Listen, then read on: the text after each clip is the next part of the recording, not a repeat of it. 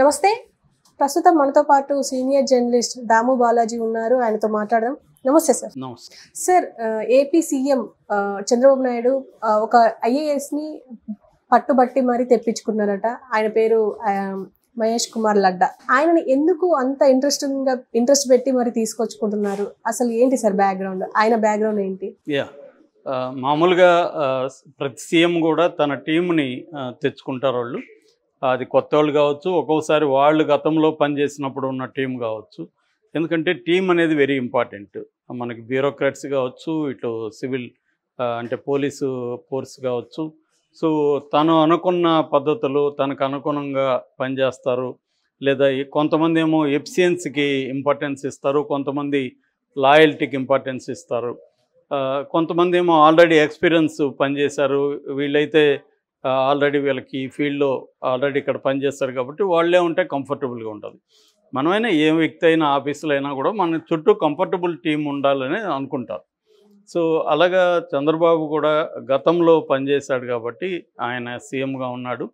సీఎంగా ఉన్నప్పుడు 2014 నుంచి 19 వరకు మహేష్ కుమార్ లడ్డా అనే అతను ఎస్పీగా పనిచేశాడు. సో ఇప్పుడు ఆయన్ను వీళ్ళు మళ్ళీ ఆయన్ని పిలిపిస్తున్నాడు. ఇప్పుడు ఆయన యాక్చువల్గా సిఆర్పిఎఫ్ సదరన్ సెక్టర్కి ఐజీగా ఉన్నాడు. అంటే సిఆర్పిఎఫ్లో కూడా సదరన్, నార్థన్, వెస్టర్న్ ఇలా సెక్టర్స్ ఉంటాయి. అలాగే సదరన్ సెక్టర్స్ అంటే మన తమిళనాడు, ఆంధ్రప్రదేశ్, తర్వాత తెలంగాణ, అండమాన్, పాండిచ్చేరి ఈ 5 రాష్ట్రాలకు కలిపి సదరన్ సెక్టర్స్ అంటారు. ఈ southern sectors CRPF, central reserve police protection, ఈ ఫోర్స్ అయితే ఏదో ఉందో ఈ ఫోర్స్కి ఆయన ఐజీగా ప్రజెంట్ పనిచేస్తున్నాడు. యాక్చువల్గా ఏంటంటే ఆయన Andhra Pradesh cadre 1998 Andhra Pradesh batch cadre. ఆయన రాజస్థాన్ వాళ్ళ నేటివ్, బట్ ఆయన ఆంధ్రాలోనే పనిచేశాడు బలంగా. సో ఫస్ట్ ఆయన విశాఖపట్నంలో ఏఎస్పీగా స్టార్ట్ అయ్యాడు ఆయన లైఫ్. అంటే ఇప్పుడు మనకి సివిల్స్ రాసినప్పుడు కొంతమంది ఐపీఎస్ తీసుకుంటారు, కొంతమంది ఐఏఎస్. వాళ్ళకి అంటే ఐఏఎస్ కోరుకుంటే ఐఏఎస్ కూడా రాకపోవచ్చు ర్యాంకులను బట్టి. ఈయన ఐపీఎస్ వచ్చాడు. సో వచ్చినాక ఆంధ్రప్రదేశ్లో ఫస్ట్ విశాఖ ఏఎస్పీగా మొదలయ్యాడు. దాని తర్వాత ప్రకాశం, గుంటూరు, నిజామాబాద్ ఎస్పీగా చేశాడు. విజయవాడ డిప్యూటీ కమిషనర్గా పనిచేశాడు. సో బేసిక్గా ఆయన ఎక్కడ పనిచేసినా కూడా ఆయనకి మంచి పేరు వచ్చింది, లేదా చెడ్డ పేరు కూడా వచ్చింది. చెడ్డ పేరు అంటే చూసేవాళ్ళని బట్టి. అంటే ఇప్పుడు మావోయిస్టులు లేదంటే చాలామంది పౌర హక్కుల సంఘాల నాయకులు వీళ్ళందరూ ఆయన తీవ్రంగా విమర్శించారు. ఎందుకంటే ఈయన చట్టాన్ని చేతిలోకి తీసుకొని ఇష్టం వచ్చినట్టు మనుషులను పట్టుకొని కాల్చి చంపేయడం, రౌడీల పేరుతో వాళ్ళని చిత్రహింసలు పెట్టించడం, ఇట్లాంటి లాని అతిక్రమించి చేశాడు అని ఈయన మీద ఆరోపణలు ఉన్నాయి. అయితే గవర్నమెంట్కి సంబంధించి, తెలుగుదేశానికి సంబంధించి ఈయనకి మంచి పేరు, మంచి రికార్డు ఉంది ఆ రకంగా. అయితే ఈయన ప్రకాశం డిస్ట్రిక్ట్లో ఎస్పీగా పనిచేసినప్పుడు అప్పుడు అక్కడ మావోయిస్ట్ మూమెంట్ చాలా స్ట్రాంగ్గా ఉండేది. నేను చెప్పేది ఉమ్మడి ఆంధ్రప్రదేశ్లో. సో అంటే 2005 ఆ ప్రాంతంలో ఈయన అక్కడ పనిచేశాడు. పనిచేసినప్పుడు ఈయన చాలామంది మావోయిస్టులని ఫేక్ ఎన్కౌంటర్లో కాల్చేయడం. ఇది ఈయన ఒకడే కాదు, చాలామంది ఎస్పీలు నక్సలైట్, అప్పట్లో వాళ్ళు నక్సలైట్లు అనేవాళ్ళు. అప్పట్లో సిపిఐ ఎంఎల్ పీపుల్స్ వార్ ఆ పార్టీ పేరు, సింపుల్గా పీపుల్స్ వార్ పార్టీ అనేవాళ్ళు. సో పీపుల్స్ వార్ నక్సలైట్లు ఎక్కువగా నల్లమల్ల ఏరియాలో పనిచేసేవాళ్ళు. సో ఈయన అక్కడ పనిచేసినప్పుడు ఏంటంటే వాళ్ళను చాలామందిని పట్టుకొని కాల్చి చంపేసి ఎన్కౌంటర్ పేరు చెప్పడం, కోబ్రా అనే ఒక సపరేట్గా ఒక పోలీసు ఫోర్స్ని పెట్టి ఈ నల్లమల్ల కోబ్రాసు ఇలాగ పేర్లు పెట్టి ఏంటంటే పోలీసులు కాకుండా ప్రైవేట్ ఆర్మీలాగా వ్యవహరించేవాళ్ళు. వీళ్ళకి ఏమి లా ఉండదు, ఏముండదు, వాళ్ళు ఎంత ఖర్చు పెట్టినా అడిగేవాడు ఉండడు. ఇలాగా వీళ్ళు వెళ్ళి వాళ్ళని ఎన్కౌంటర్ పేరుతో చంపేయడం, ఇవన్నీ చేయడం. అప్పట్లో ఏంటంటే ఎంతమంది నక్సలైట్ని చంపితే అంత రివార్డ్స్ ఇచ్చేవాళ్ళు, వాళ్ళకి ప్రమోషన్లు ఇచ్చేవాళ్ళు, వాళ్ళకి డబ్బులు కూడా ఇచ్చేవాళ్ళు ఎంత కావాలంట. అలా అంటే ప్రోత్సహించడం, మనుషుల్ని చంపితే ప్రమోషన్. సో ఈ ప్రమోషన్ల కోసమే చాలామంది చంపేసిన వాళ్ళు ఉన్నారు. చంపితే ప్రమోషన్ వస్తుంది, ఓడిపోతే మనకేముంది అన్న ఒక ధోరణి పోలీసులు రావడానికి ప్రధానంగా ఆయా ప్రభుత్వాలు తీసుకున్న నిర్ణయాలే. సో ఇతను అలాగా ఇది చేశాడు. దాంతో 2005లో ఏప్రిల్ 27న ఇతను మార్కాపురం ఏరియాలో ఇతను తన క్యాంప్ ఆఫీస్కి మధ్యాహ్నం 2 గంటలకు భోజనానికి వెళ్తున్నప్పుడు ఇతని మీద మందు పాత్ర పెట్టి పేల్చారు. అయితే ఇతను మిరాక్యులస్గా తప్పించుకున్నాడు. అది ఒక ఇంటర్వ్యూలో ఆయన డీటెయిల్గా చెప్పాడు కూడా ఎలా జరిగింది అనేది. సో ఆయన అంత 27 జరిగితే 25న తిరుపతి వెళ్ళానని చెప్పాడు. సో తిరుపతి వెళ్ళి ఈ మావోయిస్టులకు సంబంధించి ఒక ఆపరేషన్ మేము తిరుపతిలో ప్లాన్ చేసుకున్నాం.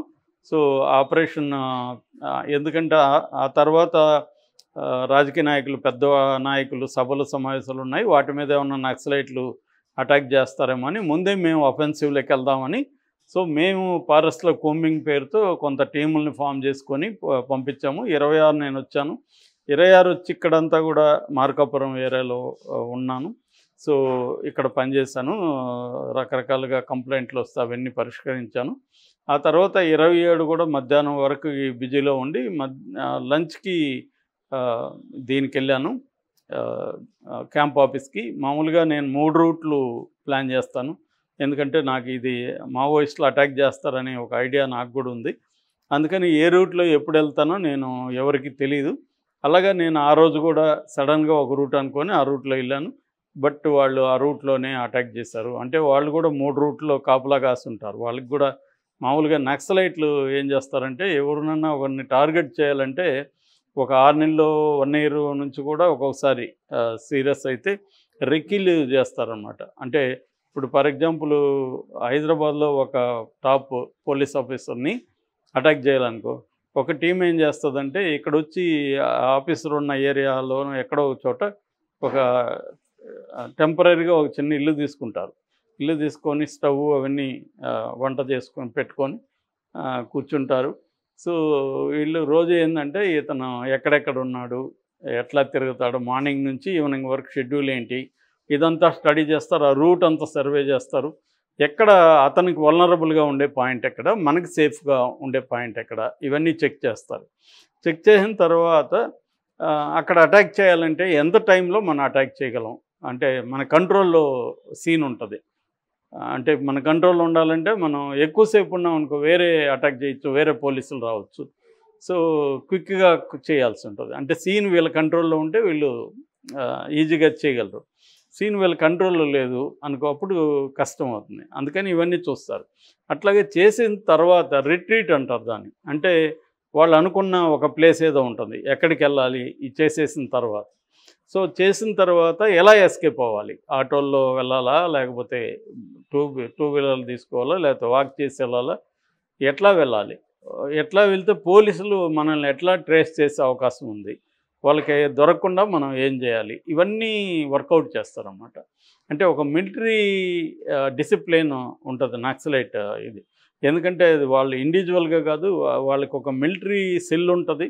అది నేషనల్ మన సెంట్రల్ మిలిటరీ కమిషన్ అని కూడా ఒకటి ఉంది. వాళ్ళు ఏం చేస్తారంటే గత కాలపు మిలిటరీ అనుభవాలన్నీ అందిస్తూ వస్తారు నెక్స్ట్ జనరేషన్కి. బుక్స్ ఉంటాయి, జంగ్ అని ఒక మిలిటరీ మ్యాగజైన్ కూడా వస్తుంది. ఆ మ్యాగజైన్లో కూడా ఇలాంటి యాక్షన్లన్నీ డీటెయిల్గా రాస్తారు. ఫెయిల్ అయినా సక్సెస్ అయినా, ఎందుకు ఫెయిల్ అయినా కూడా డీటెయిల్గా మ్యాప్ ఇచ్చి ఎట్లా అటాక్ చేసాం, టార్గెట్ ఎక్కడ ఉన్నాడు, మనం ఎలా వెళ్ళాం, ఇవన్నీ డీటెయిల్స్ ఇస్తారు. అంటే అవన్నీ చదవడం ద్వారా వేరే వాళ్ళకి ఎందుకు ఫెయిల్ అయింది, దీని నుంచి మనం ఏం లెసన్స్ నేర్చుకోవాలి, ఇలా ఒక సిస్టమేటిక్గా ఉంటుంది. అలాగా నాకు తెలిసి ఈయన 3 చోట్ల ప్లానింగ్ ఉండొచ్చు. సో ఈయన వెళ్తున్నప్పుడు అటాక్ చేశారు. అయితే ఆ సమయంలో ఏమైందంటే ఇంకొక కుర్రాడు సైకిల్లో వెళ్తున్నాడు. అతను 10th ఎగ్జామ్స్ రాసి ఇంటికి వెళ్తున్నాడు. మేబీ అతను ఆకలిగా ఉందేమో, స్పీడ్గా వెళ్ళాడు. అతనికి తగిలింది అది.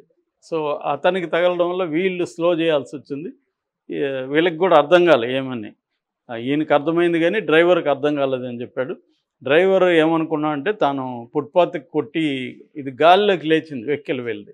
డ్రైవర్ ఏమనుకున్నా అంటే ఫుట్పాత్ కొట్టి లేచిందేమో అనుకున్నాడు.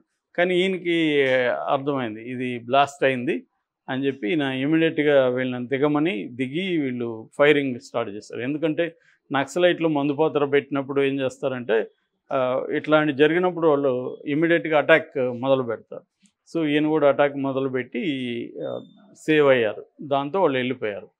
అలాగా అప్పట్లో ఇది పెద్ద సంచలనం 2005లో. సో అట్లా ఈయన చంద్రబాబుతో కలిసి చాలా కాలం పనిచేశాడు.